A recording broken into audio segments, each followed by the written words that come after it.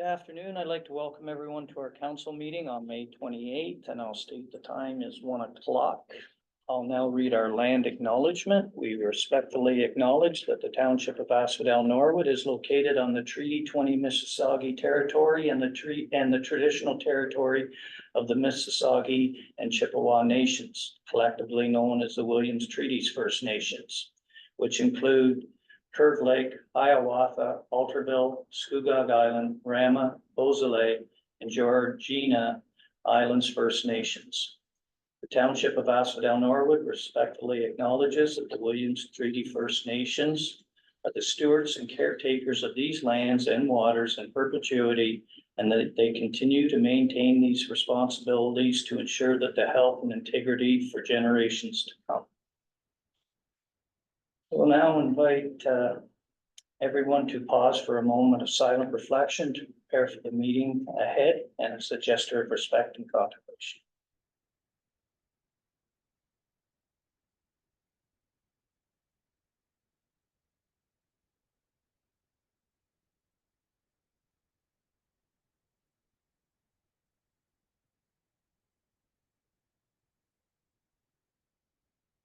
I'll now ask council members to declare, if they have anything to declare, any direct or indirect pecuniary interest before council. Seeing no hands, we'll move for the approval of today's agenda. Moved by Deputy Mayor Burt, seconded by Councillor Walsh. All in favor? Motion's carried. And I'm looking for a motion to approve the minutes of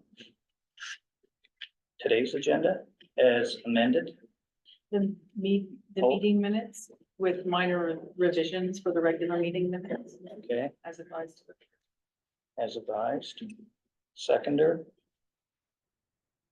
Councillor Ward. All in favor? Motion's carried. Approval of the minutes. I'm now looking for a motion to adopt the regular and public meeting minutes of May 14th as presented or amended. That was the one we just did. I have nothing like doing things twice. Do we have any business arising from those minutes?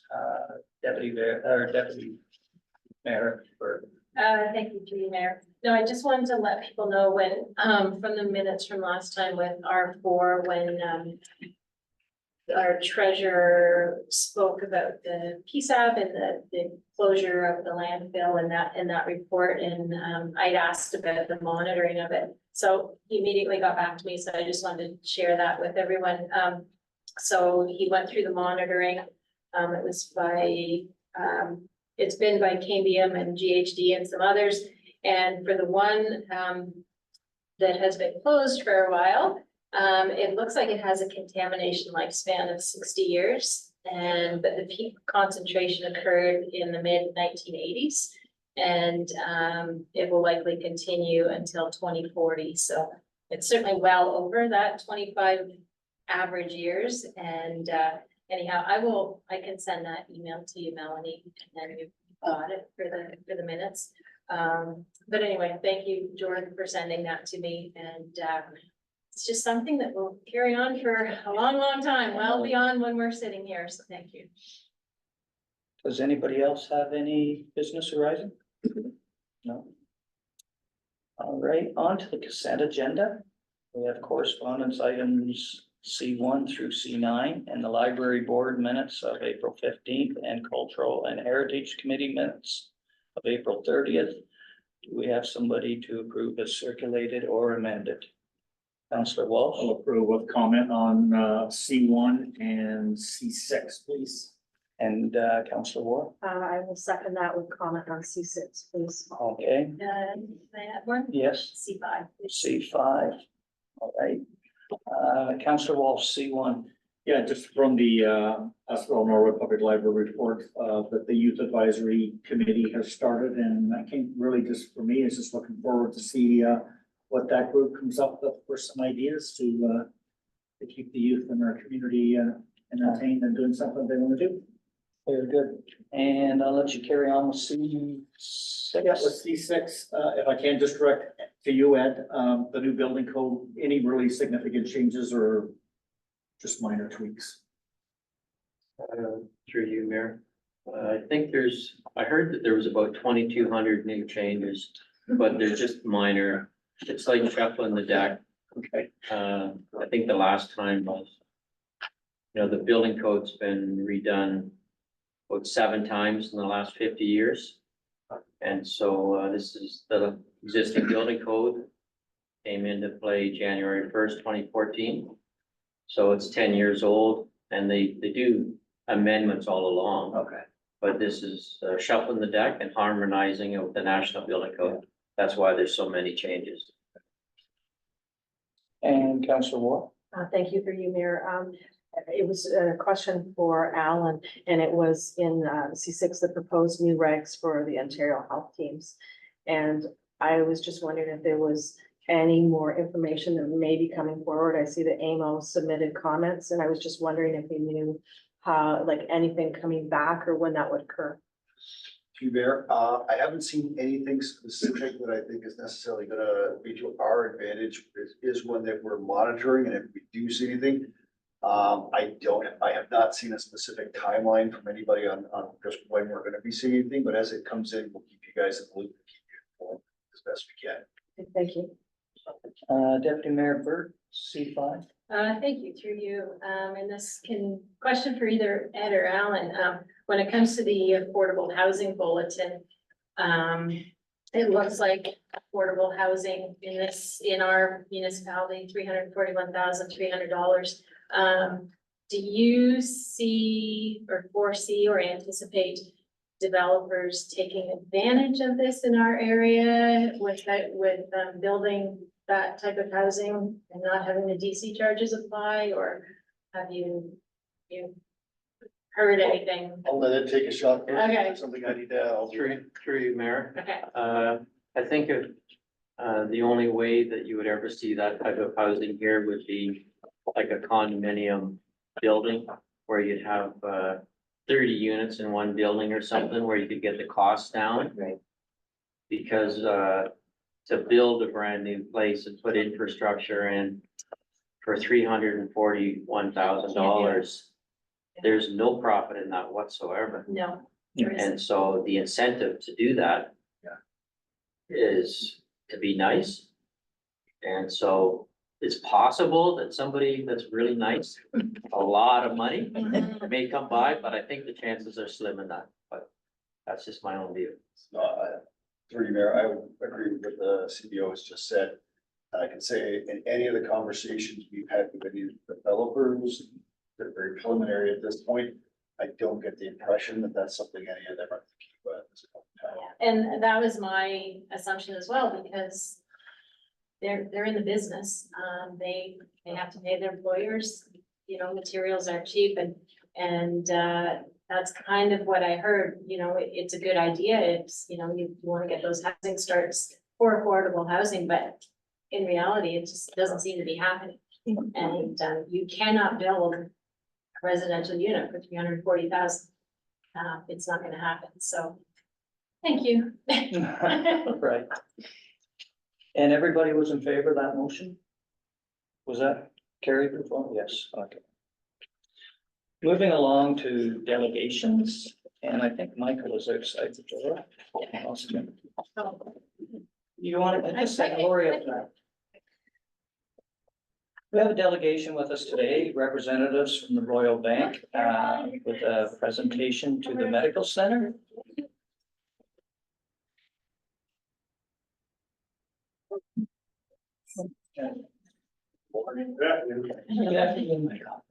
Oh, there.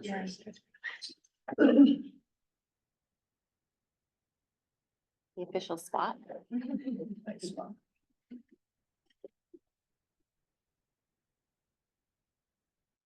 How's everybody today? Good, good. And the township would very supportive of this, and thank you very much. If you don't mind, I'll get all council to get a picture. with this presentation. Absolutely, and Thank you very much. I would like to add to, just to congratulate you, this, I mean, this building in this size of a community, is really unheard of. And that the fact that you had the courage to be open to new relationships, new partnerships, and make something like this as extraordinary as that building is happen in this community and this township is something to be very, very proud of. And we are very happy just to be a very small part of that, and just thank you for having us today. Thank you very much. Council, if I can get you to come over here, I think, you know, only can get the picture.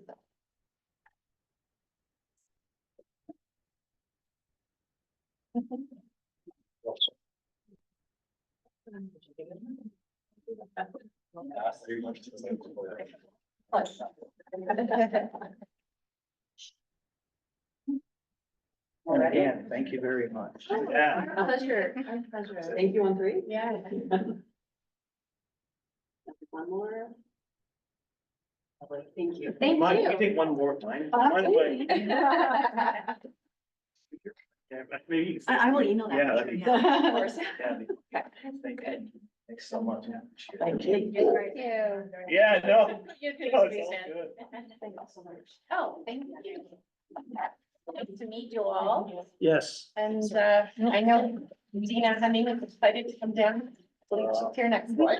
It's Friday or next Friday, yeah. Yeah, she's looking forward to sitting down with you. So thank you again. Congratulations, everybody. Thank you. Yes, thank you. We'll move along to staff and committee reports. Kyle Peacock, wastewater manager, R1. Kyle, you have the floor.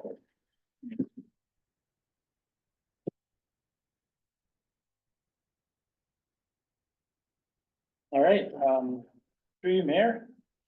For R1 here, we have just an update on the standpipe replacement. I won't go through all the background and discussion. I think we've been through that enough. You know how we got here. So currently we're in the fill stage of the filling the new standpipe. Things have not progressed as speedily as expected. So we started filling on April 16th. We anticipated about a month to fill and before we were sampling, and we're still only about 2/3. Well, actually after yesterday and today, we're a little better than that. So I'd say we're maybe 5/8, but anyways, we've added an additional 2-inch line. So the way we're filling, we have a hydrant down on the fill side at the bottom of the hill by the water plant. We took a 2-inch up initially. We have to keep it completely isolated from the existing system until the samples come back clean and verified, then we can tie into the new system. So right now we're filling using this 2-inch line. And just as the standpipe got taller and taller, obviously we're working against more back pressure. So last week, staff had enough. And we got another 2-inch line with a backflow added, giving us essentially 4 inches of fill. And instantly the flows went up, the back pressures went down. So that's kind of where we're at. We've been filling again the last 2 days with this new additional line, and there's been no issues, and it seems to be speeding up quite a bit. So we're anticipating the end of the week to be full, and then sampling and everything next week. And so hopefully by the end of next week, we're good to bring it online. Very good. Councillor Hodge, please. Through you, Mayor, how do you then empty the old one? Like, do you just let it run out? Yeah, essentially what we'll do is once it's commissioned and we are clear to go to Yeah. bring the new one online, we'll let that old one come down as much as possible. Yeah. Till we're comfortable, like we'll start getting to some lower pressures. At that point, we'll switch over to the new one. Oh, And that old one, what we'll do is we'll isolate it from the system, and then we'll probably tap just like a 3/4 inch line onto it, and it can just drain really slowly, kind of basically over the hill. Oh, okay. Yeah, we'll dechlorinate it, and it'll take a while to drop it, but yeah. Do you want to just do an old Norwood one and let the pressure pull and pop it in like? that? Yeah, we could do that. We could try it. It's for old times' I sake. don't think the money value that they're giving us. I was gonna say, I don't think they'll want it after that. Oh. Yeah, you know, we had toyed with the idea of, obviously that window is come and gone, but we were hoping to maybe use it for street sweeping or Right. to be able to utilize some of the water, but the timing didn't work out, so. And we don't want to wait till it's good for making an outdoor rink. Yeah, no, I don't think we want to wait that long. No. I gotta finish doing the final grading up there. Thanks, Kyle. Deputy Mayor Burt? Thank you through you, Mayor. What's the timeline for removing the old tower? Yeah, so I just got off the phone with Great Terrio today. they're actually starting the build in Hastings Oh, for that standpipe. Yep. So they're anticipating kind of using that crew Oh, to intermediately to take it down, so, as I was saying to Alan though, there's like a window where I kind of want to make sure that Yeah. everything's gonna be okay. Right. So I'm not really chomping at the bit. Okay. To get it down, ASAP, I'd like to give it a couple months and, Mhm. which I think is probably gonna work out anyways, it'll be 2 or 3 months and they'll be able to start taking it down. So kind of fall, third quarter type. Yes, yeah, I'm Okay. kind of anticipating kind of Good, thank October you. or September, yeah. Counselor Wolf? Yeah, thank you for you, Mayor. You did answer some questions earlier. Thank you for that. Yeah, But I did find it interesting. So the new water tower is substantially bigger. So how much water supply does that give to the town of Norwood? When it's full, how much water, would that last? yeah, so essentially there's about 3,000 to 3,200 cubic meters of usable water. It's 4,200 in total, but obviously you have to have a certain amount in there to keep the pressures maintained to where they need to be. So about 3,000, 3,200 cubic meters, we use just under 1,000 liters a day right now, kind of a peak time on the weekend, which would give us about 3 to 3.5 days. As I say, with our bylaw that we adopted last year with the water conservation bylaw, there is things that we can put in place with watering and whatnot to try to reduce the usage even further. If we were in a position where we had to have some more days, then we probably could get 4.5 days out of it type thing. The current one is, well, even like right now, just to kind of maintain the window where we like to operate in, we can only fill the standpipe for about 6 to 8 hours a day. Then the rest of it has to go to the new one to maintain usage, so it's gonna buy us substantially more water. Go ahead. Sorry if I may through you, Mayor. Second question was about the chlorination. Yes, And so, with a bigger tower, that's going to take more chlorination to, treat that water. Is that something that, will be kept in budget, or how do you anticipate doing that? it will be kept within budget this year, for sure, because I did anticipate an increase in usage. Mhm. And, going forward, we'll have a better idea of what we're gonna use. So it's kind of a catch-22 in a way, like I think we're gonna need to add more chlorine because we're gonna have more water to maintain that residual, right? So it's gonna have to be higher to keep it maintained for the treated water.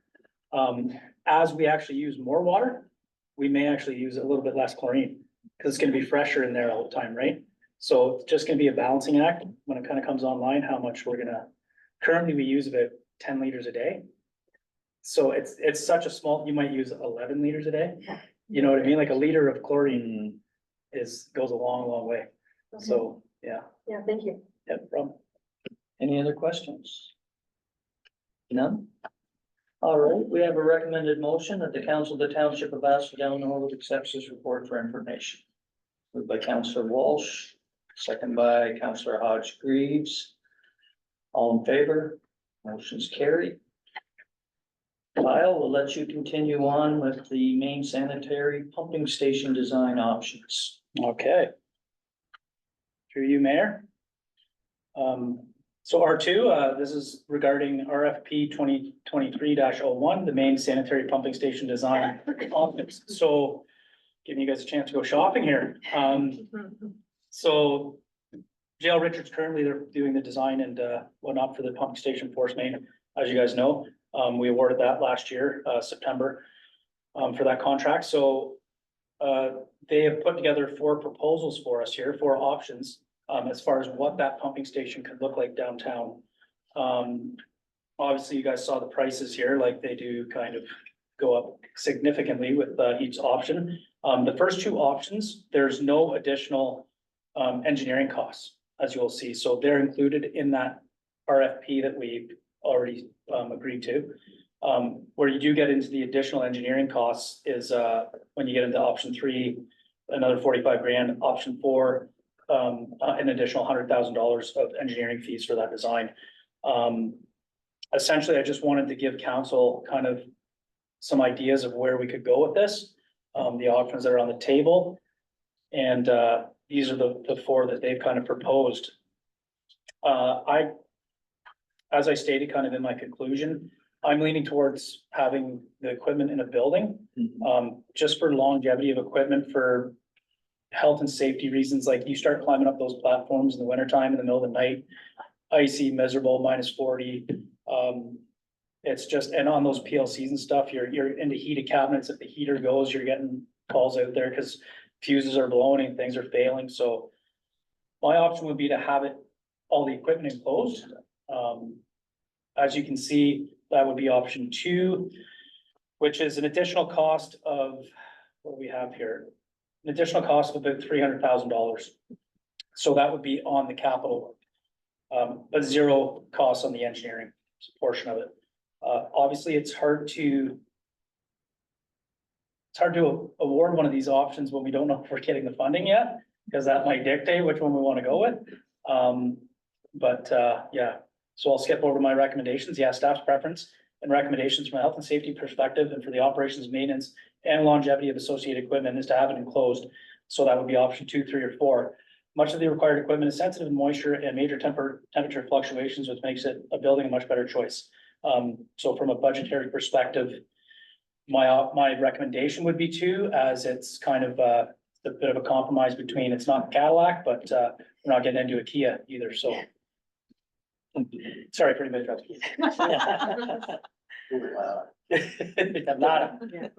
Deputy Mayor Burt? Oh, I thought you had a question. Are you done? Yeah, Sorry. yeah. Yes, I do have a Go question. ahead. He's done. Thank you through you, Mayor. I agree. I think that equipment needs to be inside for the difference between 250,000 from number 1 to 300. You can't, I think it's a wise, decision. It was interesting when you read through the plans and, you know, it's a very poetic, shall we say, presentation. Yeah. Wow, this is Very odd. whimsical. Yeah, and when you look at the things, I'm not sure that we need a weathered copper and aluminum metal panel. To me, that is not prudent financing from a municipal standpoint, but having everything enclosed, yes. We could still put a mural or something on the side, but I'm not thinking we need a weathered copper metal Yeah, finishings, but that's just me. I guess, the one thing with the stairs going up, obviously those are inaccessible to the public, right? But yes, though. that is blocked yeah, off. I just wanted to make sure of that. Yeah. So just a comment, not really a question. I just don't think we need the bling on it. Yeah, and I mean, those could all be hashed out in design phase. right? Exactly, Right. yeah. Councillor Walsh? Yeah, I'm just really through you, Mayor, going to echo Deputy Mayor Burt's. Yes. I agree. We need to have this. I think we should have it closed, a lot of equipment in there that we don't want to be replacing just because it gets wet and damp. Mhm. And I'm like, Deputy Mayor Burt, I don't think we need the Cadillac, but we do need a nice looking building, and I think that option number 2 will fit that bill. Or Yeah. the recommendation. Councillor Ward? Yes, just to tag on, to what, both Deputy Mayor Burt and Councillor Walsh were saying. I do think it needs to be a pleasing building because it is in the downtown core. So I think the number 2 option does kind of, address both of those. My only question, I don't know if, I know the design, like some of the design has been done, but is there any thought process of putting, like a public bathroom somewhere in that vicinity? Because that park doesn't have one and there isn't any public bathrooms in the downtown of Norwood. And just something that maybe staff could consider. I know maybe that would escalate the cost again, but I was just wondering if there was any thought of putting some kind of bathroom in, because it's by the Lions Park, right? Yeah, there'd be no problem getting rid of the sewage. No. Old style outhouse. Direct deposit. I know that might, impact the pricing. Yeah. Yeah, so, I mean, that's definitely something we can approach Dale Richards with. There will be obviously some associated costs, but, I'm sure it's something they could incorporate in their design quite easily. They actually, I saw them do a presentation when I was at the OWWA conference about them, this exact thing. They were trying to put this new pumping station in kind of a tight area in an existing town, all built up around it. And, that was some of the comments from the public. They did want to see bathrooms there. They kind of wanted to obviously have it be aesthetically pleasing. So yeah, it's something I can reach out, and get a price when they're doing the design to see what kind of additional costs there would be. Okay, thank Yeah. you. Yeah. Well, thank you, Kyle. No further questions?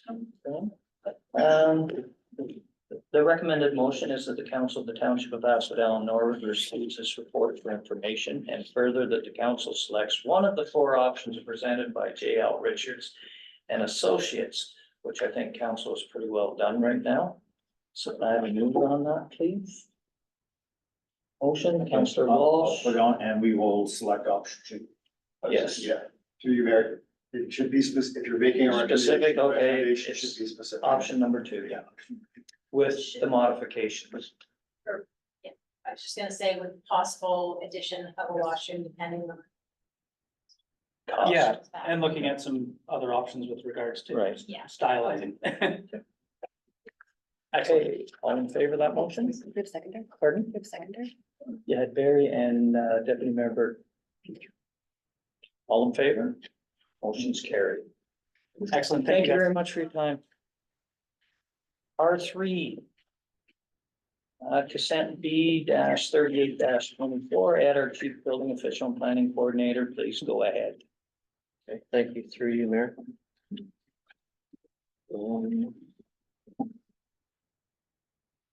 Township staff, we received this consent application B 38 24 from the Peterborough County Land Division. And the County of Peterborough requires us to submit a municipal appraisal form to recommend or not recommend the application. This application was submitted to the County of Peterborough Land Division by Mark and Jennifer Stewart. The effect of the application is to create a residential lot. The consent application is applicable to the lands described as Part Lot 20, Concession 9, 3433 Dummer Asphodel Road, Norwood. The purpose of the application B 38 24 is to allow the severance of a parcel of land having frontage on Dummer Asphodel Road of approximately 60 meters, 200 feet, and an area of approximately 0.46 hectares. And that's about 250 feet deep. January 12, 2024, County Planning Department completed a preliminary severance review. The review indicated that no studies were required. The minimum distance separation calculations, they were not done at that time due to the lands being in the Norwood settlement area, and it's not applicable. The severed portion is currently zoned rural residential and currently meets the zoning requirements, so no zoning will be required. The conclusion.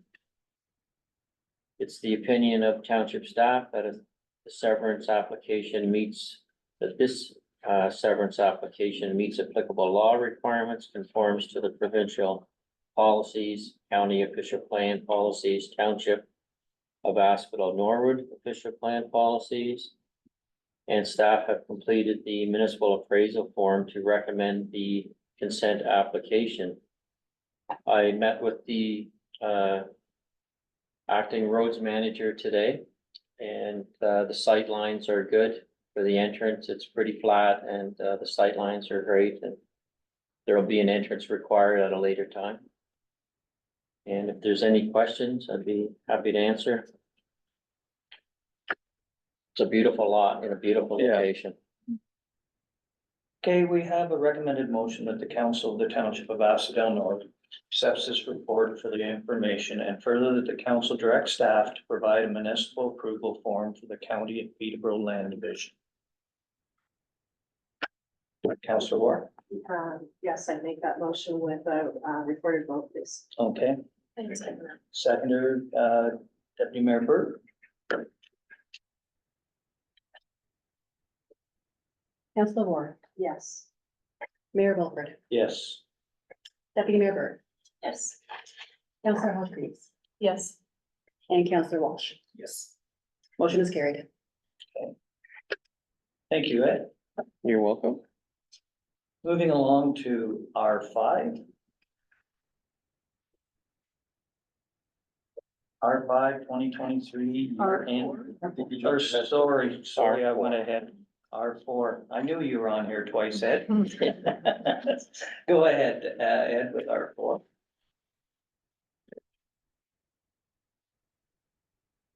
Thank you, through you, Mayor. The township staff, we received consent application B 44 24 from Peterborough County Land Division. And as the last one, we have to submit a municipal appraisal form recommending or not recommending this application. The application for consent B 44 24 was submitted to the County of Peterborough Land Division by Kinza Hayter, a law firm, on behalf of Numbered Canada Inc. Company. It's 132209192 Canada Inc. The effect of the application is to create a new residential lot.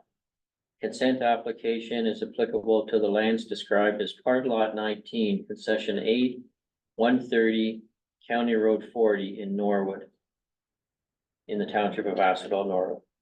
Purpose of the application B 44 24 is to create or to allow the severance of a parcel of land having frontage on County Road 40 of approximately 26 meters, about 87 feet, and an area of approximately 0.24 hectares.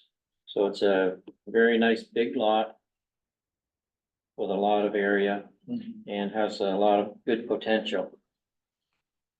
April 8th, 2024, the County Planning Department completed a preliminary severance review, and the review indicated that no additional studies are required. The Public Works Engineering Department stated that the several parcel meets the requirements for a separate entrance to be installed. They do want a road widening, and they'll require a permit at a later date. Minimum distance separation is not applicable because the property is within the Norwood settlement area designation. The severed and retained portions are currently residential R1 zone, and they meet the zoning requirements, so no rezoning will be required. If the consent application is approved, the retained and severed lots not currently connected to municipal water and sanitary servicing will be required to be connected and pay the associated costs. And so that's the only oddball condition, is that normally we don't have that, but at this time, I'm unsure of whether or not the existing building is connected to our sanitary or not. And I'm guaranteeing that it's going to be connected to our sanitary. It's in town.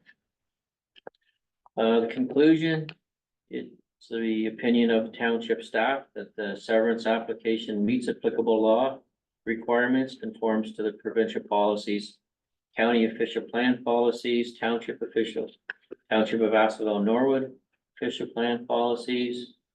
And we've completed a municipal appraisal form to recommend the severance. And if there's any questions, I'd be happy to answer them. Any questions, Deputy Mayor Burt? Thank you, through you, Mayor. Thanks, Ed. I just wanted to ask the question on the source protection area. Obviously, there is no prohibition or risk management plan required there.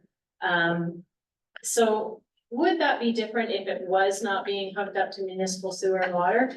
And with that lot, there's no restrictions with where those buildings will go on that lot, even though it is in the source protection area. Okay, through you, Mayor. The zoning will require certain setbacks to place the property. Okay. And it's possible that that lot's large enough that they could do a R2 zone and maybe put in a bigger place, or an R3 zone. Because it's very deep, it backs on to phase 3 Okay. of the subdivision.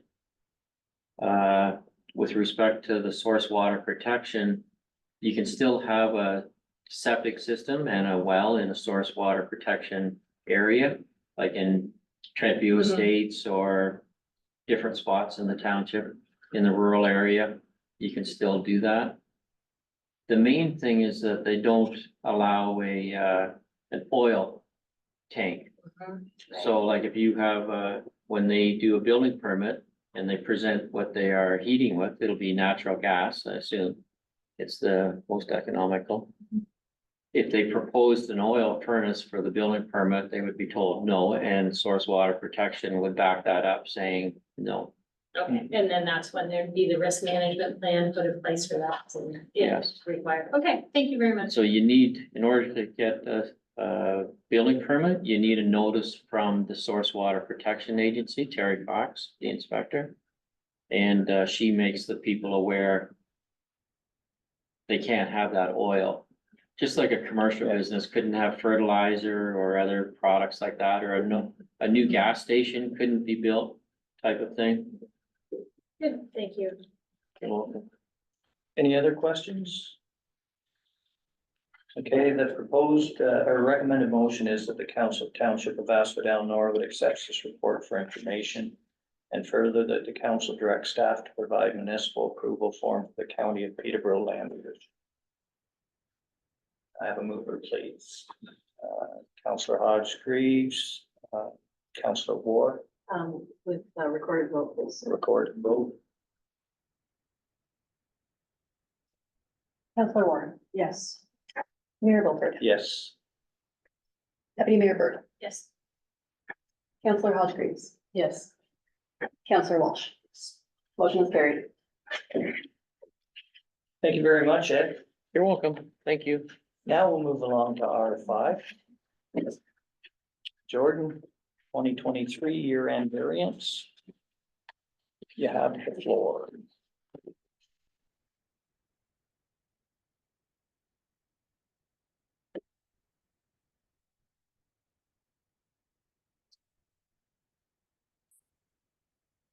Okay, thank you. Through you, Mayor. R5 is the 2023 year-end financial variance report. You should be getting these annually. Hopefully you're familiar with them. I tried to keep the report similar to what had been reported in the past.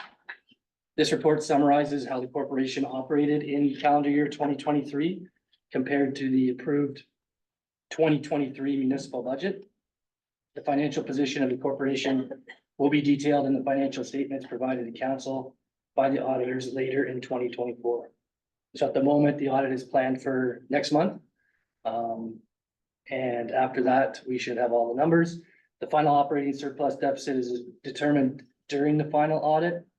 And any surplus deficit will be allocated to and from department reserves. The exact allocation amounts and updated reserve balances will be reported to council after the audit is finalized and the financial statements are completed. As of December 31st, 2023, the township is in a sustainable financial position. The 2023 budget did anticipate development revenue for Norwood Park Phase 4. Obviously, that didn't move forward, which did impact planning, water, and sewer departments. As far as I know, Norwood Park Phase 4 development is expected in 2024, and there is revenue in the 2024 budget for it. The pressures of development schedules, inflation, insurance costs, and aging assets will continue in 2024 in the foreseeable future, but have been accounted for as much as reasonably possible in the current operational and capital budgets. The report includes the GL breakdowns for each department, and if you have any questions, I can take them now. Any questions of Jordan? Deputy Member? Thank you through you. I just haven't think about this, so sorry, I didn't email you earlier, but you're obviously pressures of insurance costs, and we've been through this many times. Do either of you foresee any change in that? Do they just keep going up? And I know at the county level, I believe they were looking at, doing something county-wide. Have you heard anything about that? Because they haven't mentioned anything at county lately. That was a while ago. So I just happened to think of it when you were mentioning the pressures. I'll take that one, Mayor. Through you, Mayor. We have not, I know there's been some conversation. I have not heard of any final resolution or direction that's going at this point. I do know that there are a number of municipalities across Ontario where they have kind of banded together to try and get better deals on insurance. I think they're getting a little bit better deal. I would caution that the deals are getting are not massively better than what, insurance. Unfortunately, we are a much more litigious society than we have ever been before, and one of the ways we feel that is through insurance prices going up because of the number of lawsuits they have and it goes with it. The other part that goes with that is some of the climate change. We're seeing that there are claims that they never had to deal with before. So again, it all rolls downhill and we end up seeing it that way. So I can follow, I expect to be seeing the county CEO at another meeting tomorrow. I can ask her if I get the opportunity to chat with her. I expect I will have to see if there's any kind of update or anything like that going on with that. Okay. Councillor Ward? Thank you, Mayor. I just have one question. It was on page 132 of the report. And I love that you still are putting in like the comments on the side. And it was about the office equipment maintenance and rental fees. And it was shredding archives, additional expense. I'm just, what's the shredding archives?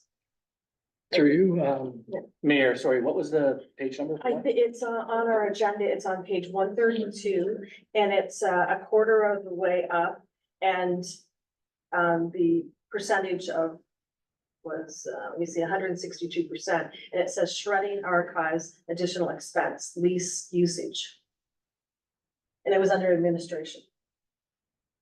And I'm sorry, I should have, you know what, you don't have to answer now. I was just curious what that was. I just thought it was a funny term. So, Yeah. sorry, through you, Mayor, not here during 2023, when I did the Yeah. review of 2023, it looked like there was additional shredding done of, obviously files that we have.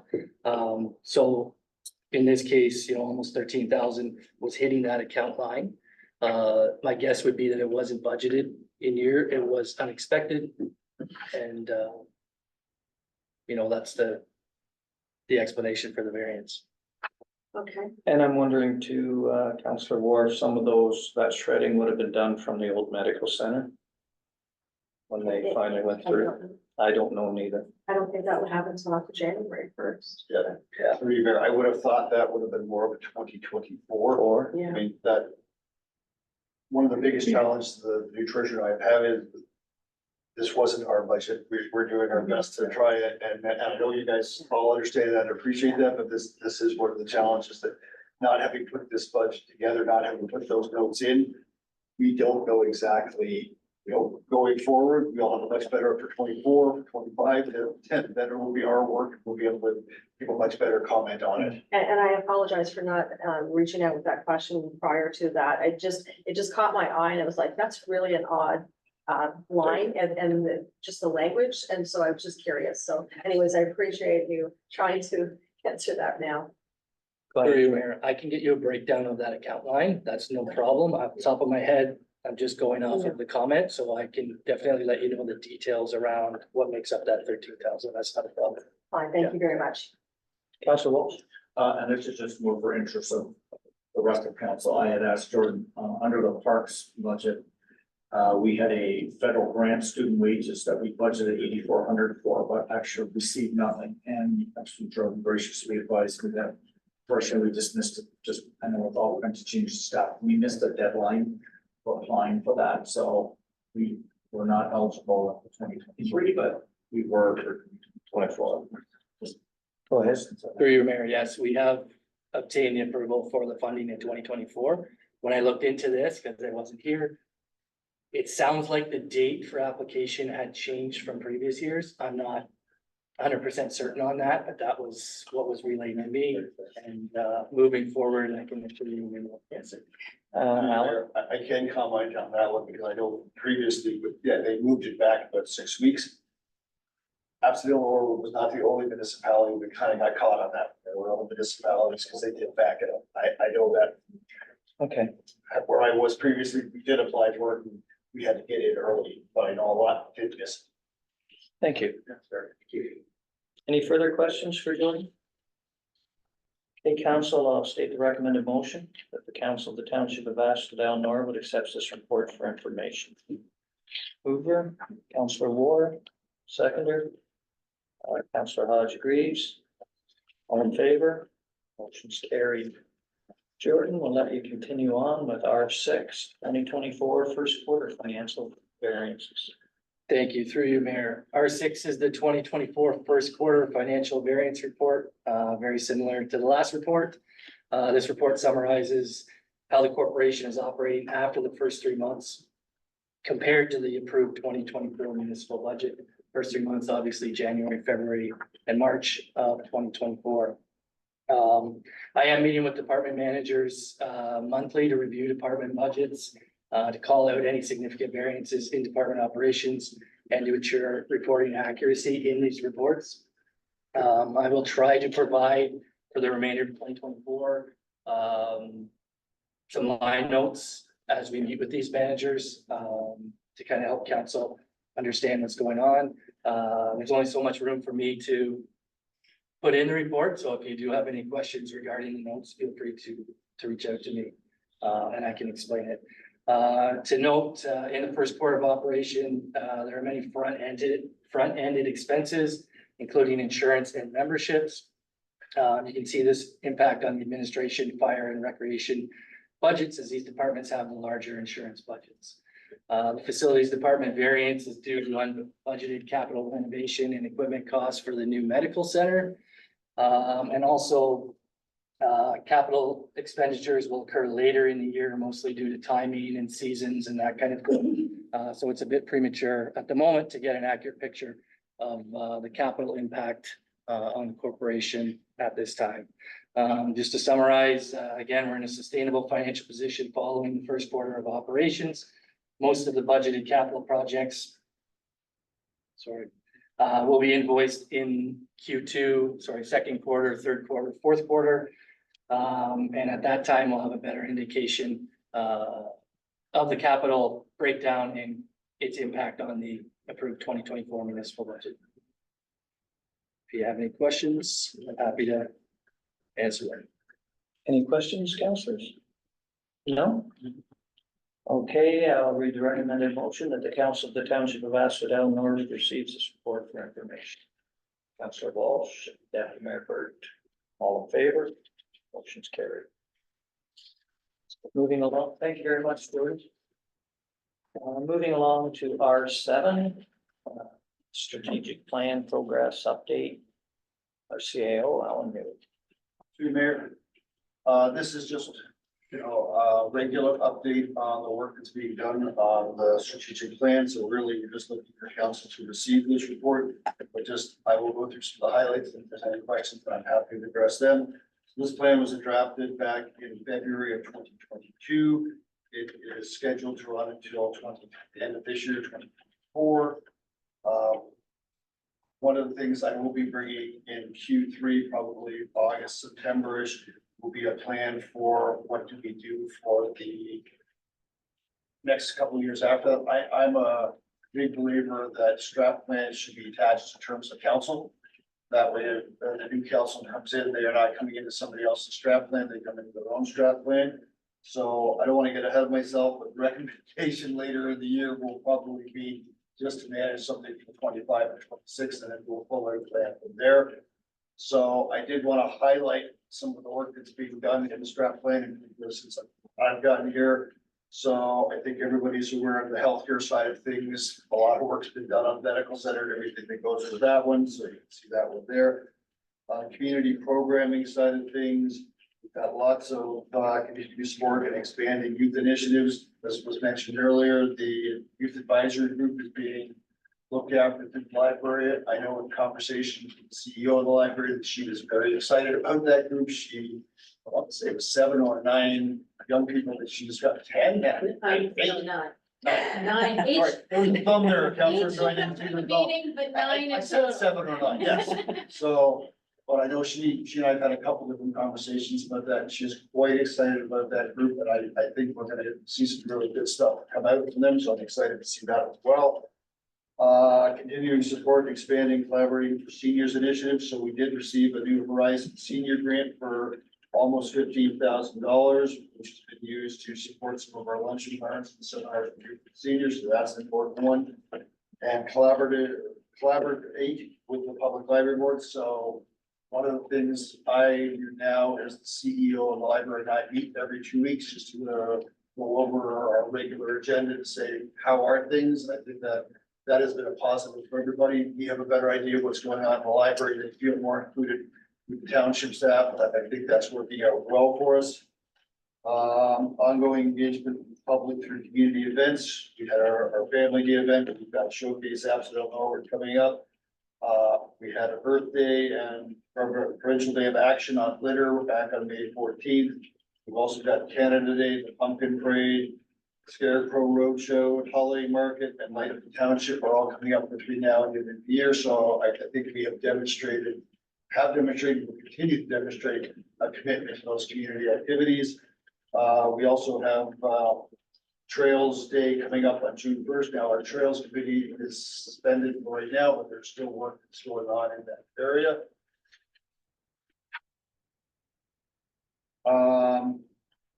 On the construction side of the things from the outdoor skating park, we are exploring options on what we can do moving forward, because the group that has previously looked after the outdoor arena does not feel that's something that they're able to do going forward. This is a challenging one because of the climate change and some of the things that are going on. There are some other municipalities that have looked at some kind of interesting solutions, and we'll be able to kind of visit that and see if there's anything that might fit for us, and we'll report back on that one later this year. There is stuff that's going on with the landfill closure, as was mentioned earlier, and we are working on a plan for that. There will be a report that's coming to council probably in June on that one. That's more of the land or the transfer station, but it all kind of ties together on the work that we're doing.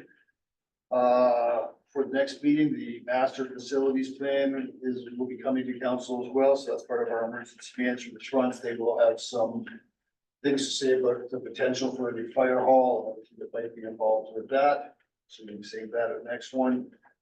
What else? Under responsible growth, we have been working with our consultant, PM Wells, about a few different things.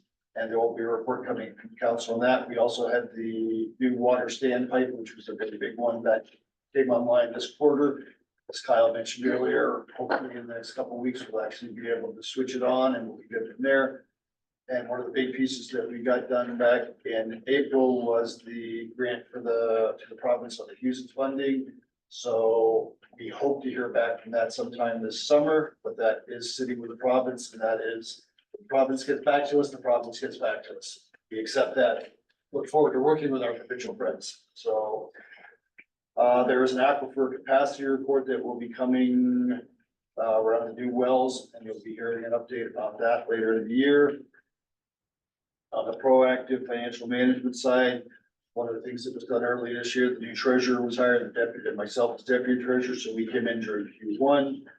One of the things that we've also recently started was the new staff grant committee.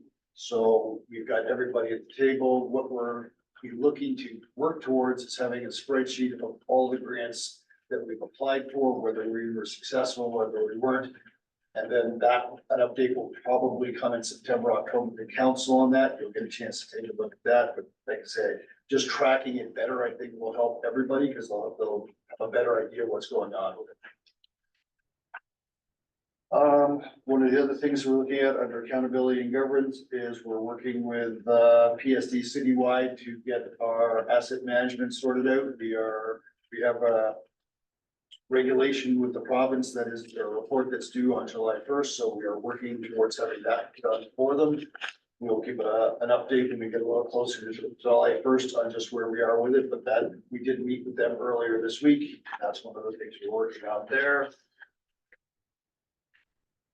Councillor, just a second, Councillor Walsh. Just on that, that's a wonderful document, asset management.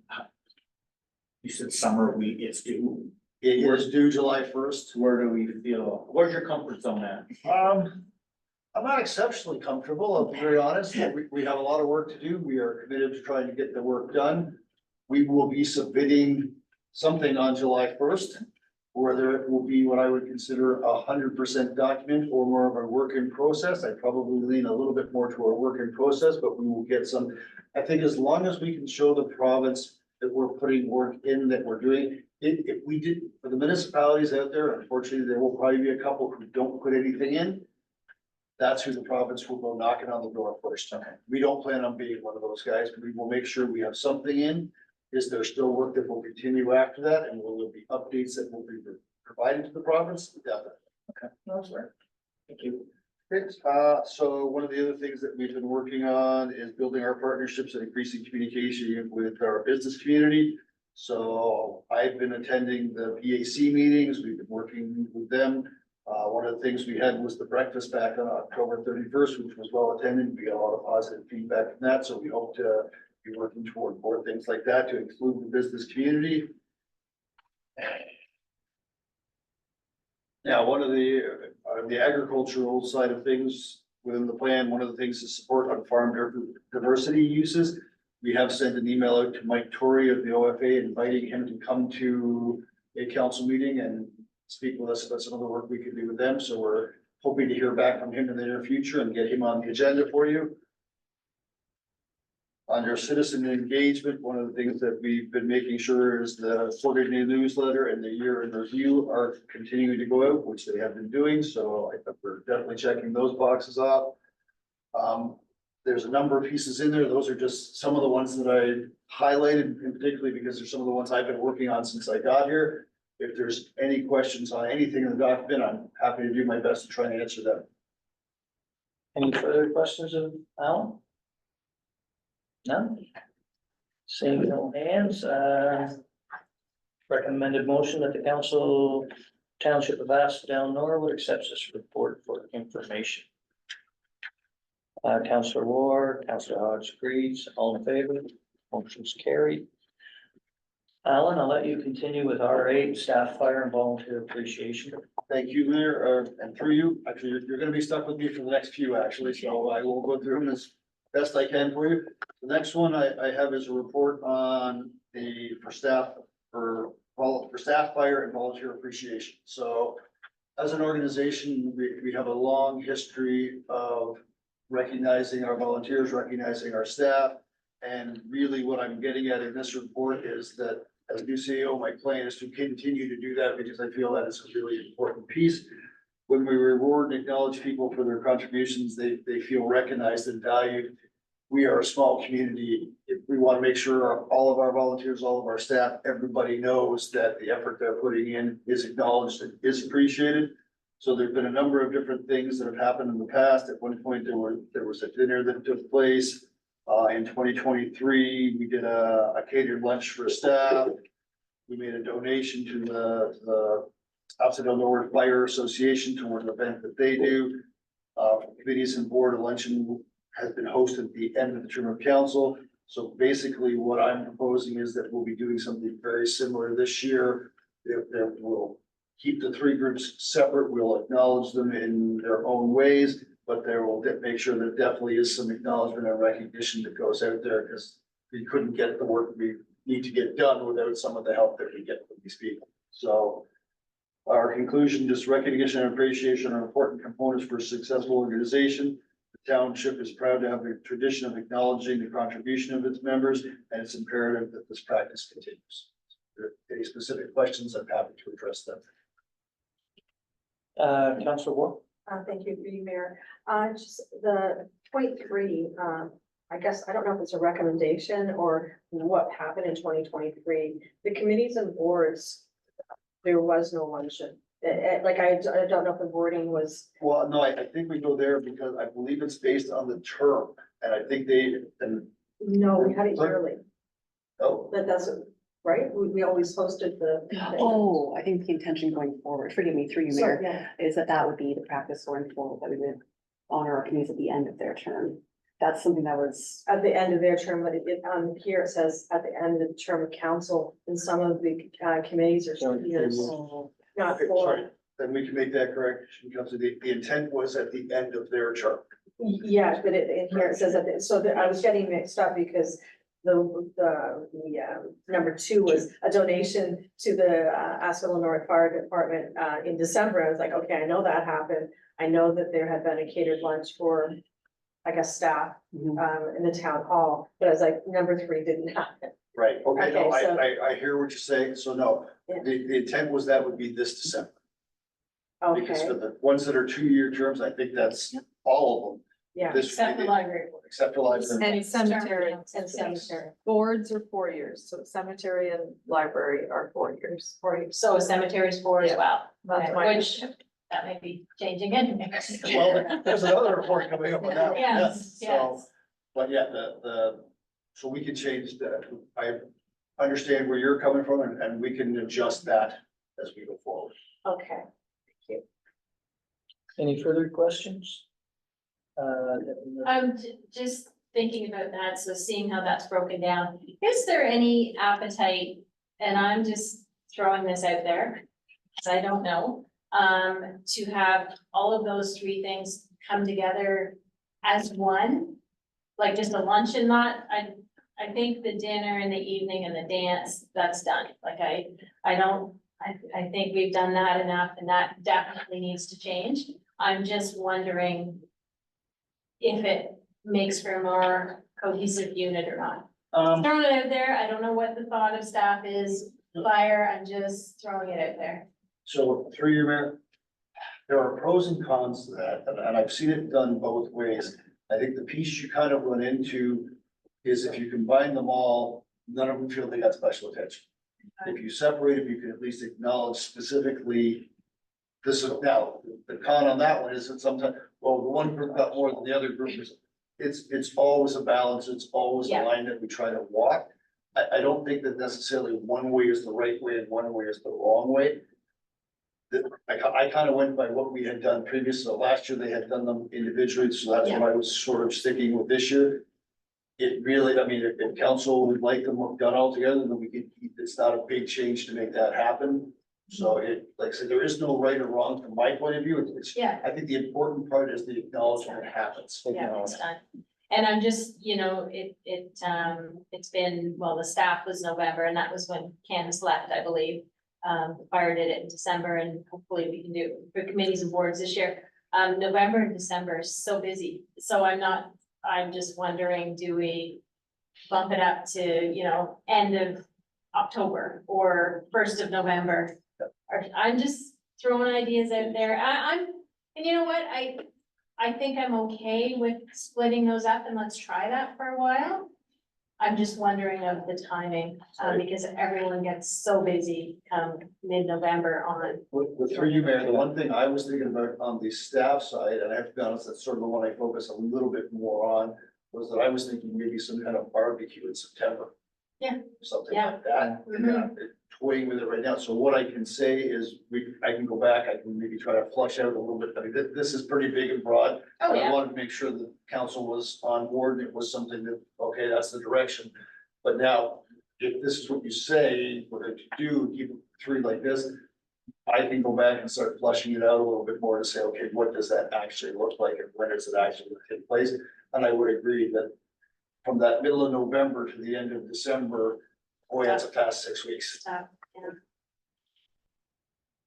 Just some thoughts. Okay. Any other comments? Yeah, Councillor I Hodgkins? think last year the committee and boards weren't acknowledged, nor was it acknowledged that we weren't acknowledging them. I think that's what happened last year. That all happened very fast, and then, so I feel we should have something every 2 years at the end of the terms, but also acknowledge the boards, the library and the cemetery as well, so that Every it's 2 years. even though they are 4, but every 2 years, because I think, last year, there were comments at the cemetery board, like, it just didn't happen. And then it had happened we were in the meeting, I don't know, it was an awkward situation, I felt, around that whole thing, but we didn't do that very well last year, so I think that we have to do better.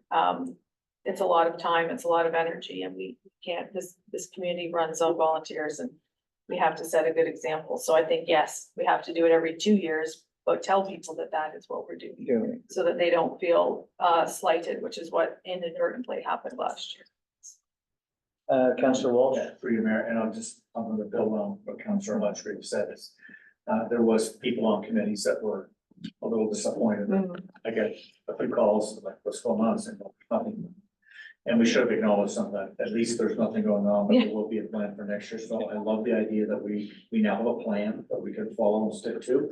And I will also echo just what you said, is we can't run without these volunteers in every committee and board that we have, and we cannot, miss an opportunity to thank them, so I am glad that we're bringing this forward, and yeah, the timing, we'll figure it out. I'm okay with the 3 different events, it's nice to acknowledge that group by themselves, and, I have no problem with the three different sort of events happening, but as long as it is happening. There was even spouses that were upset last year not seeing their husbands getting some of the awards. Yeah, and I think it's impossible to make everybody happy, but all of that happened very quickly. Quickly, And it sort of just happened, so yes. that was an error. Councillor Ward. Thank you. If I may have one more question. I'm in agreement with what Deputy Mayor Burt said about being so busy in November and December. If staff could look at something that maybe that last week of October for appreciation, because really, after that, we would be having communication go out from new people for the committees as well. Yeah. So maybe, that end of October, people do get so busy that maybe that is a good week. Especially, I know there's hunters in the hunting as well to the first 2 weeks of November sometimes aren't as great for some committees. But I don't know, just something to put on your radar. Through you, Mayor, we appreciate the feedback, Council. That's one we can definitely take a look at and see what we can work at. I think that's a good time frame. So yeah, we'll work on that. Yeah, thank you. Okay, so we need a motion that the council of the township of Asphodel-Norwood receives this report regarding staff, fire and volunteer appreciation for information and further investigation into progressing to the end of October instead of the end of December. That works. Moved by Deputy Mayor Burt, second by Councillor Walsh. All in favor? Motion is carried. R9. Community cemeteries. Alan? So this is an issue that's come up a number of times since I've started doing some work on it, and I thought we better bring something back to council so that you knew what was going on with it and what the recommendations were. So the recommendation is, we have this, that the council township of Asphodel accepts, acknowledges, and approves the report regarding community cemeteries. And further, that the council township of Asphodel-Norwood directs the CEO to contact the Norwood Asphodel Cemetery and the Westwood Cemetery regarding the assumption of their operations by municipalities. So one of the biggest challenges across Ontario right now is that the number of the cemetery boards and cemeteries that aren't yet municipal is that getting volunteers to look at. And in a lot of cases, unfortunately, some of a lot of the people who have been involved are getting older and aren't able to continue or with us any longer. So really what this report is trying to do is just try to get in front of it a little bit here. We know that there are some issues in the township with 2 of the cemeteries that we've been approached to help them with some different things. The reality is if the cemetery boards cease to exist, then the cemeteries become the responsibility of the municipality anyway. So if we can work with them and work on whether it's a complete transition, whether it's a partial transition, or whatever it might be, I think that's in our best interest as opposed to if something happens and it just turns out, here it is. We have also had a member of the public who is involved in the funeral industry who has indicated to us that yes, she would be willing to provide some assistance to us to help. The challenge is the record side of things. So knowing that we've got everything done properly, I think having her involved will be a very good piece for us. So really, this is just us trying to be proactive, to reach out to the 2 cemeteries that have already started to have some conversation with us and to see what we can do to bring it in-house and manage it. This now become more responsible for it. There will be some limited financial impact this year that I believe we can manage without any issues. This will also let us try to figure out for next year what a proper financial, because I can't, right now today, I can't tell you exactly what's it cost to manage these cemeteries for next year, because we don't know that yet. If we start doing some of this work now, hopefully that sets us up around budget time, that we'll be able to present a good number and explain to you where that number comes from. Any questions on this? Deputy Mayor Bird?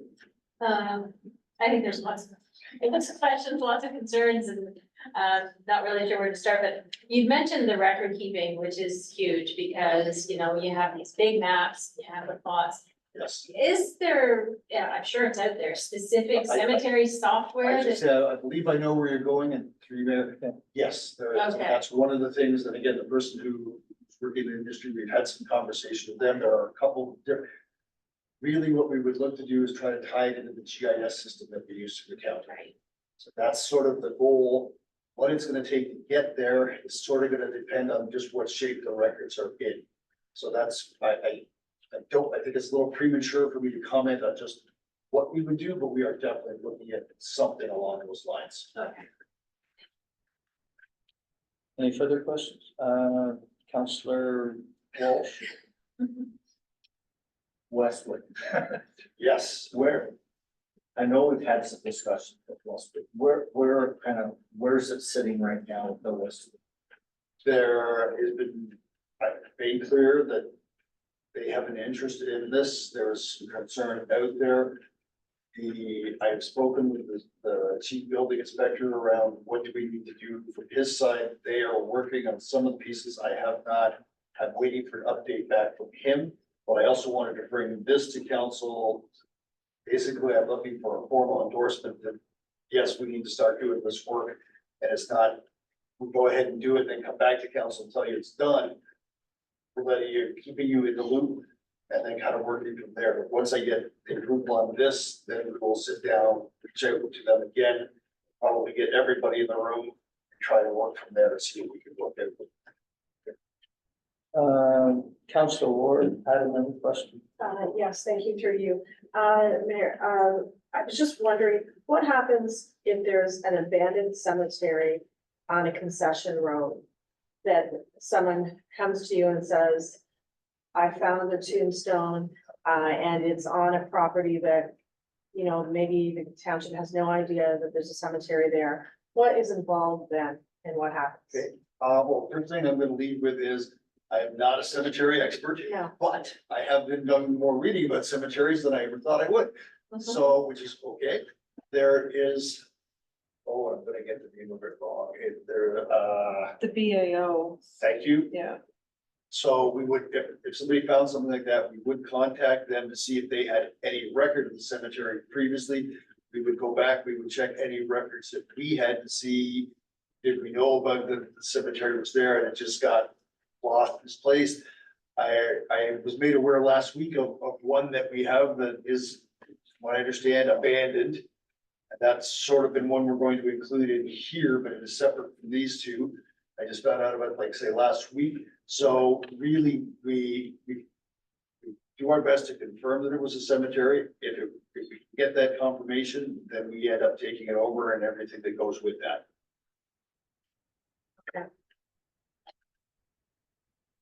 Counselor Walsh, did you have another question? Yeah, my other question is, once you start down this road, I think there may be another cemetery. Oh, yeah, I think you're gonna find a few. And for you, Mayor, I'm not surprised to hear that, Council. As I said, I have been doing a lot of reading. For 1 minute, there's a municipality out on the other side of Toronto. Since 2018, they've taken on 8 cemeteries. And basically, in reading between the line of messages, once you sort of take on the one, the others start to happen, and there, each time you do it, there is a cost there, you know, if we're gonna look after them, we have to do it properly, so. And that's fine, maybe we kind of walk before we run, but I know St. Paul's Cemetery down the, I call it the golf course, I guess the seventh. Eighth line. Seven. Similarly ran by, a few older volunteers that are getting weary. And I know they had asked me at one time, and I said we were, you know, starting to look into this, because it's becoming a little more discussion all the time, so that may be another one that in the mix down the road may not be necessarily in the beginning, let's get going with what we have, but would be another one, would be the St. Paul's. Through your, yeah, my expectation, Counselor, is sort of once we start this, that there will be some other ones that pop up, and that's okay. We will manage that, we will, you know, the sooner we know about them, the better. Whether we bring them all online at once, whether we phase it in, that'll be one of the pieces we need to kind of figure out. But whatever we do for one, we will be prepared to do for all of them. Councillor Hodge-Greaves, you had your hand. I forgot. Okay. Deputy Mayor Burke? Thank you, through you.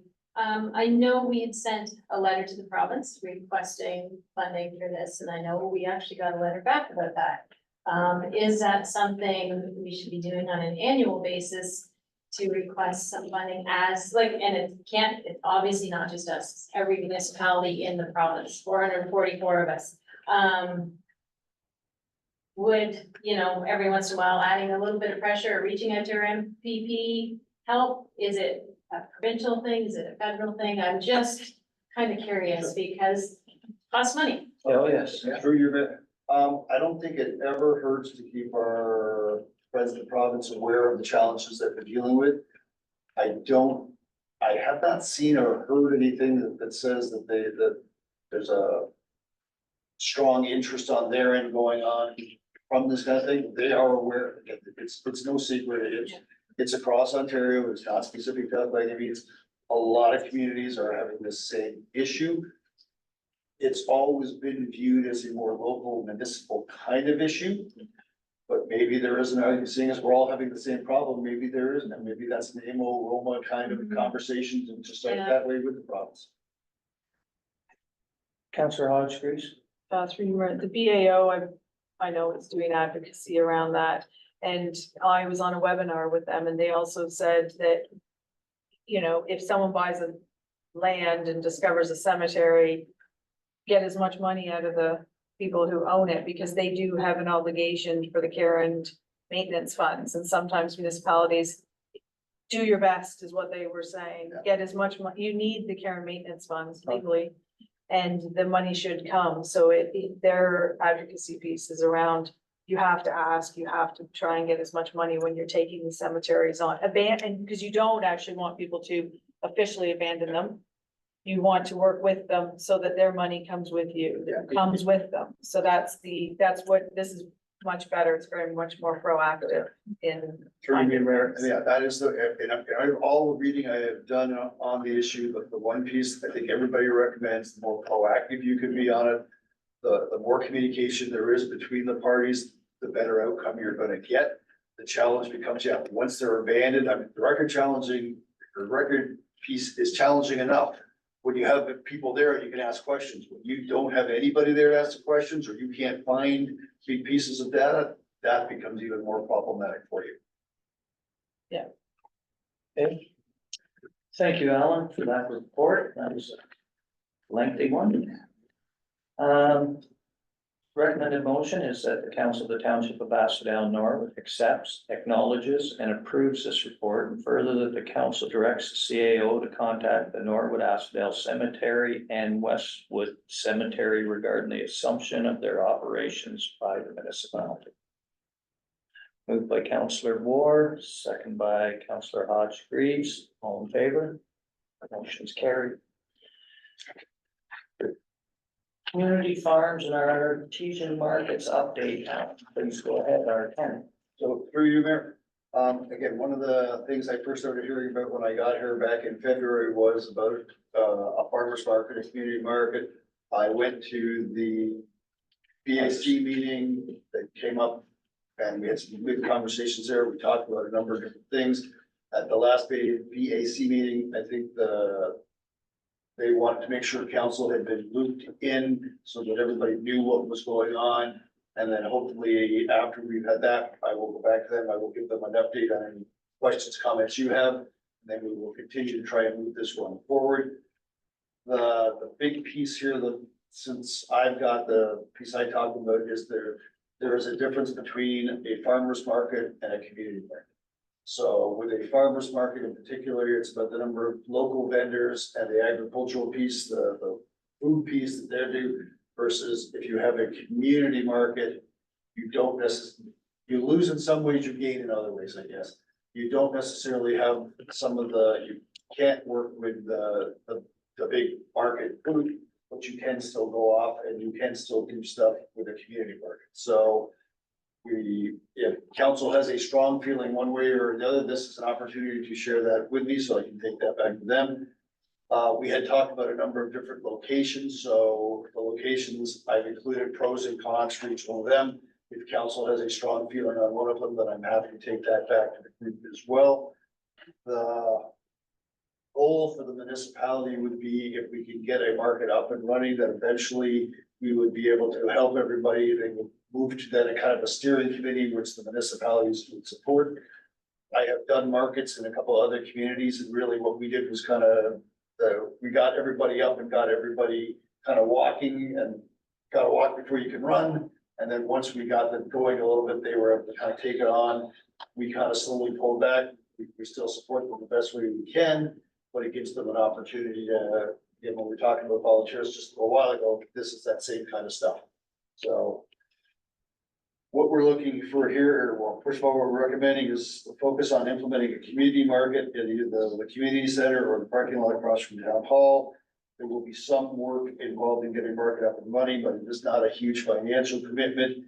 And I think it'll be the community, it is unusual for a community of our size actually not to have a part of a community market. So this just sort of catches us up a little bit as the plan. So any questions on this one? Deputy Member. Thank you, through you, Mayor. Thank you very much for the report. After looking through this, I do have a soft spot for farmers markets. I think having that 51% is important, but I think you can always move to that. So I think starting out as a community market, seeing who your vendors are, trying to encourage that agricultural piece, because I think it's important. And then you've got that backing of Farmers Markets Ontario, and it's great because the local president, or the president right now is local, so that's kind of nice. So that's my concern on that, but I don't see an issue starting and then maybe working into that. As far as the space goes, yeah, there's the pros and cons there. I think from a market perspective, if we want to really make it a community market, I don't think the public works parking lot is it. You've got to get people to walk and, have that market feel. You're not going to get that out there. So it's great visibility, lots of traffic, but you're not going to get the locals there. So that's just my opinion.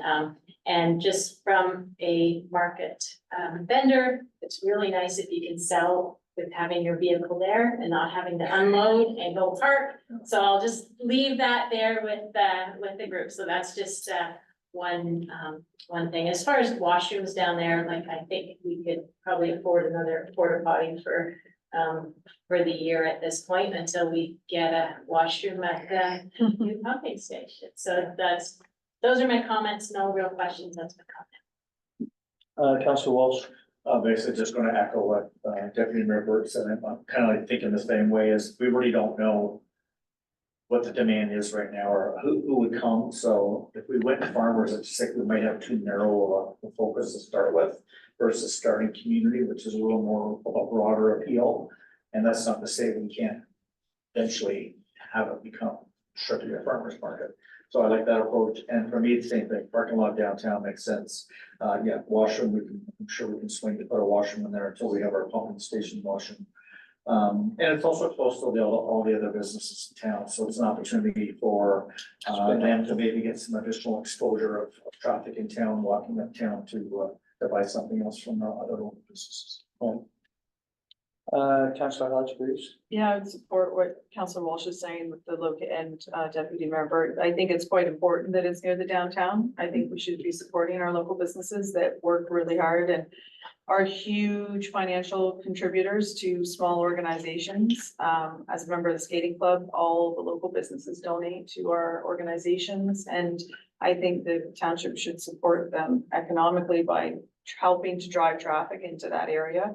And I think it creates a nicer downtown feel as well, if it's at the town, near the town hall at the old, Exfield lot. I think that's quite important.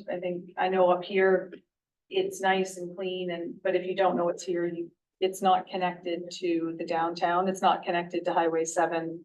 I don't think you'd have much visibility. It wouldn't be, I don't feel you would get the same traction if we invested a bit more into a porta potty or something in the downtown core. And I think supporting our local businesses is very, very important as well. Councillor Wong. Thank you through you. Well, I've been sitting on the VAC for the last year and did a lot of research on area farmers markets and community markets. And with the research, I'm sure with Alan, like having, we had Elmer Buchanan, who is the president of the farmers markets in Ontario. And it was eye-opening, that 51%, what you have to do to get there. And we have to have a starting point. And if we never start, we're never going to have one. Right? We can talk about it and keep talking about it, but unless we try it, we don't know if it's going to happen. And I know, like on our action list, you know, connectivity, that walkability and that connection through the town, that was one of the things that we heard when we were out campaigning. I know it's almost 2 years ago now, that was one of the things. How do we bring things to the downtown? So if we can do this, I think it's good. I'm glad that the locations are here. I too think the Beggs parking lot is probably the one that's most efficient right now. And I thank you for bringing this report forward. Go ahead. Just for everyone, just through you there. So what I will do is we have a BAC meeting coming up, I believe it's June 4th. So I will take them an update back from council, sharing what we've heard, as well as council will being there. And then what we'll try and do is figure out what kind of timeline we can do. The challenge we have right now is for a lot of people to go to markets, they're already set for the season. So, but if there's a way that I think we can get something maybe for the fall, we'll see what we can at least maybe try and get 1 or 2 between now and the end of the year, just to see as a starting point what we can do. Yeah. So that everybody has that information as well. Thank you. Sounds good.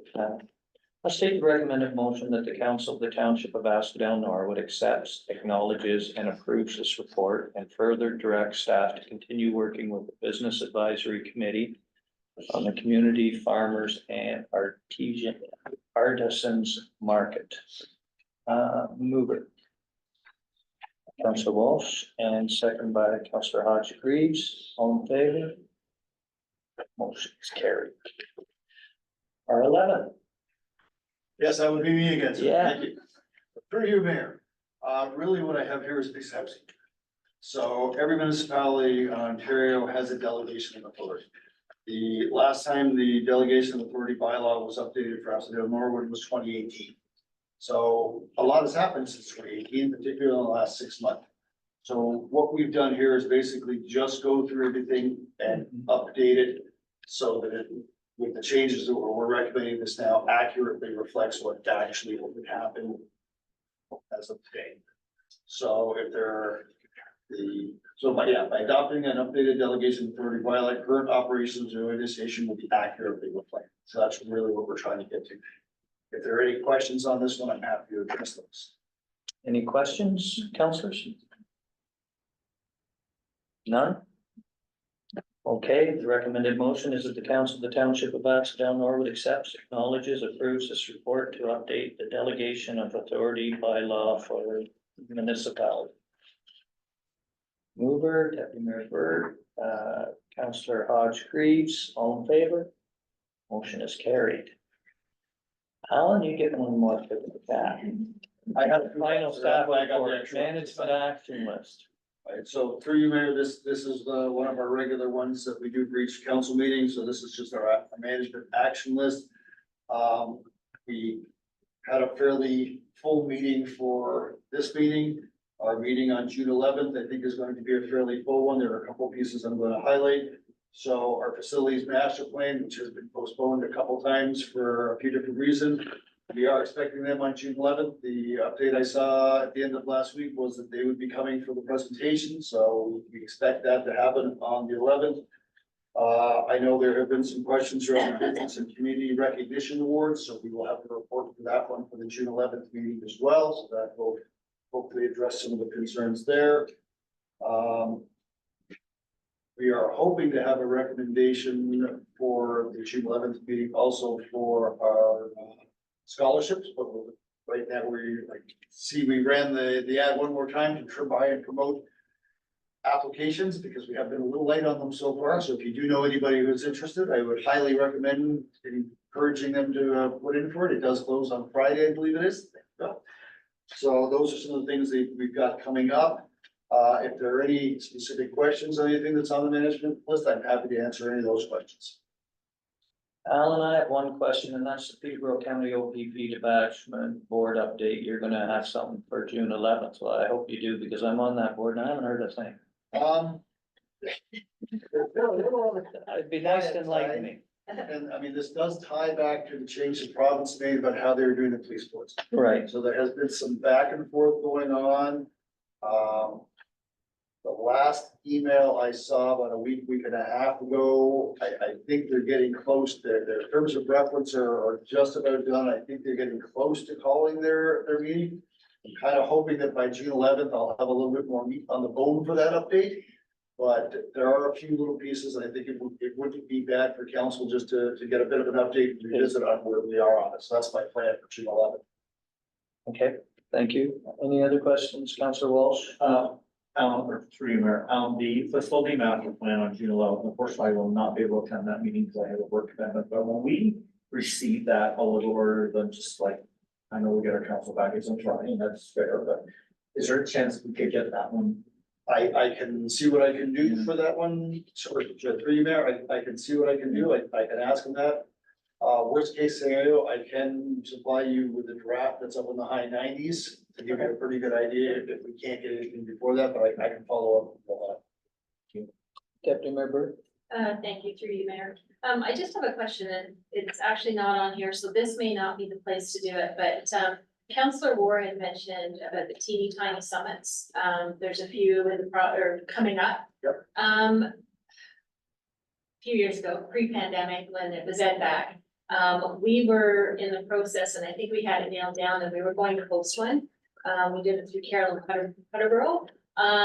Is there any way, maybe coming 2025, 2026, we could look at that option of getting that here? I think it's I can't remember how that process went. I think one of the board members had been part of that and was able to get that here. Have you ever been in an area where you hosted one? Through you, Mayor, I've never hosted one. I mean, your timing, I will say, is very good because I was at a meeting last week with the person who's organizing, was actually talking a little bit about it. So I have their contact information. So I could easily follow up with them and let them know that for 2025 or 2026, that would be something that we would be interested in helping to host and see what the requirements would be for that. Yeah, and I'm just throwing that out there because I know Councillor Ward mentioned, I think she's attending one, and, you know, they're. You're going to the Tweed one, are you not? On June 5th, I'm going to the Tweed location. I think June 6th is Minden. Yeah. So demographically, we fit nicely with those kind We of do. communities that we would be a good host for it. So like I said, I do have the person who organized those, and then there's a third one on the other side of the GTA. I Yeah. forget exactly where it is now. But I could easily reach out to them and let them know that down the road, we would definitely be interested in working with them in any way that we can. You need another job, but I just thought I'd throw it out there. Councillor Hawkes. Thank you, through you, Mayor. It was on here and then it got actioned and now it's dropped off, but the Pride Bench, which I did raise to you in an email, I know it exists, I did see it. And just what's now the process for re-engaging with Norwood Pride to get that, because part of the thing was to have it in a location that was, you know, not just we put it somewhere to talk to Norwood Pride. So just wanted to bring that back up as it's now bench season, and it's almost it's almost Pride Month as well. So yeah, I got that email from you. Yeah. Through you, Mayor, I got that email from you this morning, Counselor. I did do a little follow-up because I did not know that we had it right there. So I found that out this morning and I did do a little work this morning. Evidently they're getting ready to install it by the end of this week. Lions, but Lions Park. Did- So Okay, what I have asked is, once I knew for sure that they were getting ready to do it, that we could reach out to the Pride group and invite them out to some kind of, whether it's a photo op or ribbon cutting, whatever it's going to be, or if they have something else in mind, that we could include that, so that outreach will be happening this week. okay, thank you, through you, Mayor. Piece that should have been done is the actual engagement with Norwood Pride. This is an ongoing concern that residents have, is that the township just does it and then says, oh, look, we did it. And this was, you know, it might end up being the Lions Park, that's a great location, but the engagement piece is asking the community organization to be involved. And so I would strongly ask that it's not just a tell, it's an engagement by the sense that we're asking for true input. That's an ongoing concern that residents come with, I feel. And they may have already spoken to Pride, I don't I know, was just gonna ask. but they may have, Why would they but put it I there just without want asking? to make sure that that was done. Okay, so Deputy Mayor, I appreciate the feedback, Yeah. Counselor. I wouldn't disagree with anything that's been said. I can say that since I've got here, that's one of the things we've tried to do a better Yeah. job at. It's still a work in progress. Up until your email this morning, I didn't even know we had this bench, so Yeah. I will follow up. I will find out if there was any conversation that took place, if this was an agreed upon location or not. I honestly don't know, but I will find out. If it's not, then I will see if we can still have time. I think the install is scheduled for Friday. If that conversation hasn't taken place, I will ask them to hold on the install until it does take place. Deputy Mayor. Yeah, no, just to follow up on that, Stephanie, I had thought, and maybe I'm thinking wrong, that was done, like when we were talking about the It may full have been, crosswalk and then the bench. it And may have been. if I remember correctly, I thought those meetings took place, but, I'm just pretty rings a sure bell. Pride doesn't know the bench is here, so they haven't been welcome to, you know, and also it is Pride Month, so is it something that we want to then be unveiling on the 1st of June or sometime in June? So it's just more, if that conversation happened, fantastic. I just want to make sure it did, that's all. You'll be looking in. Yeah, I can, Yeah. Mayor, I will look into that and then we'll see what we can get sorted. It's a very pretty bench. I hope so, yeah. I have not seen it. I yet, have so- seen it, it looks amazing. Okay, we have a recommended motion that the council accepts this report for the revisions suggested by staff and members of council. Deputy Mayor Burt, Councillor Hodge agrees, all in favor. Motion's carried. Correspondence for action, C10, National Housing Affordability Crisis. What's council's wishes with respect to C10? Deputy Mayor Burt? Motion to receive. Seconder, Councillor Ward. Any discussion?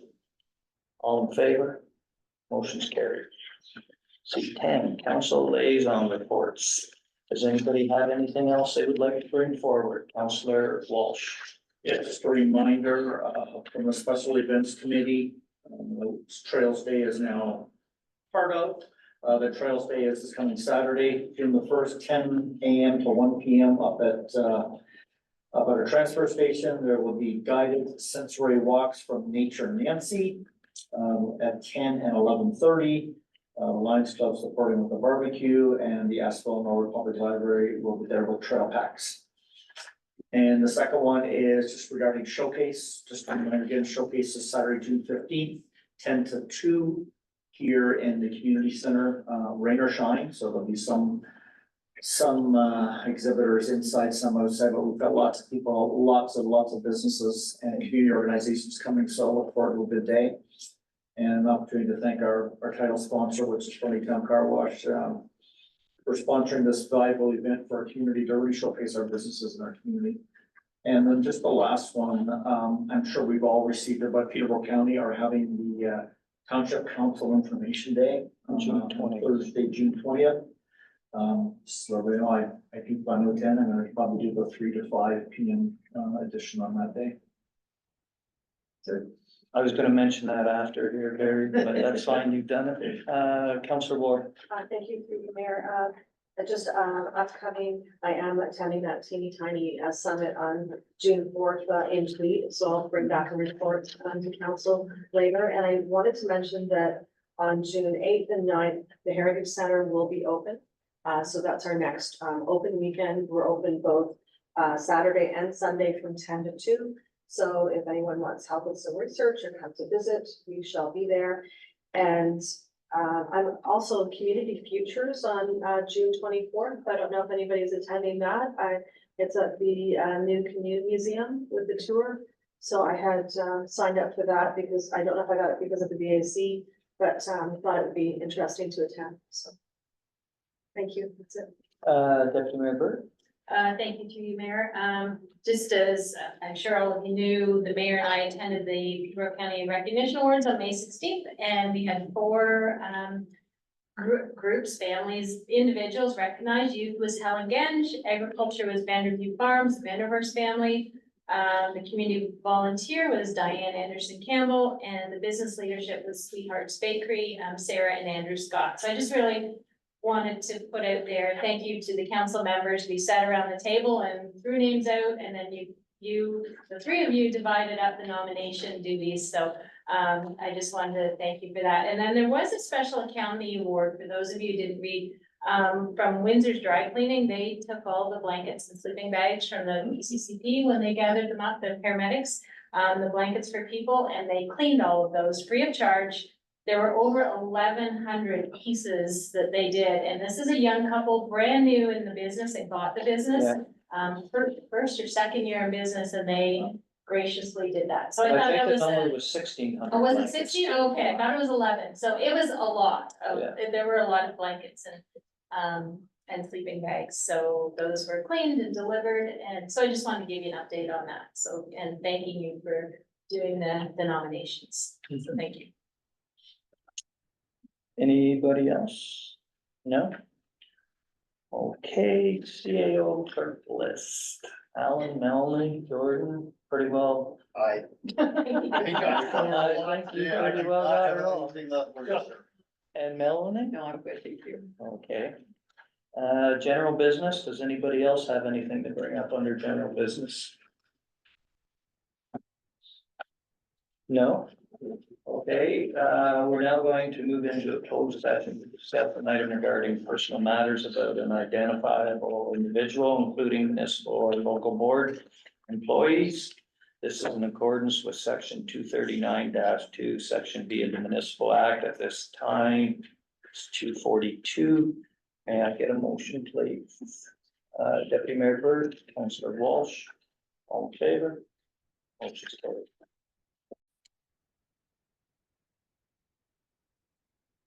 Okay, we'll rise from the closed session with no recommended motion. Recommended the council, the township of Asphodel-Norwood reconvene at 3:30 p.m. without a report. And back to our regular meeting now. Again, the time is 3:30. We have no notice of motion today. So we'll move into the bylaws, and I'll ask the clerk to read those for us, please. Thank you, Mayor, and through you. That the bylaw to delegate certain powers and duties of council of the corporation of the township of Asphodel-Norwood be read a first, second, and third time in number 2024-29. Moved by Councillor Wall, second by Deputy Mayor Burt. All in favor? Motion's carried.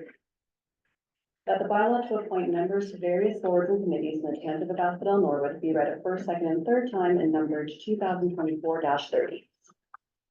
Counselor Ward, Counselor Hodge Greaves, all in favor? It's carried. In our confirming bylaw, that the bylaw confirm the proceedings of the regular meeting of the Council of the Township of Asphodel-Norwood held this date, May 28, 2024, be read a first, second, and third time and numbered 2024-31. Counselor Hodge Greaves, Counselor Ward, all in favor? Motion is carried. Future meeting schedule.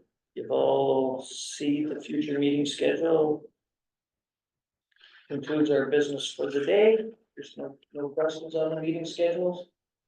Can I have a motion for adjournment, please?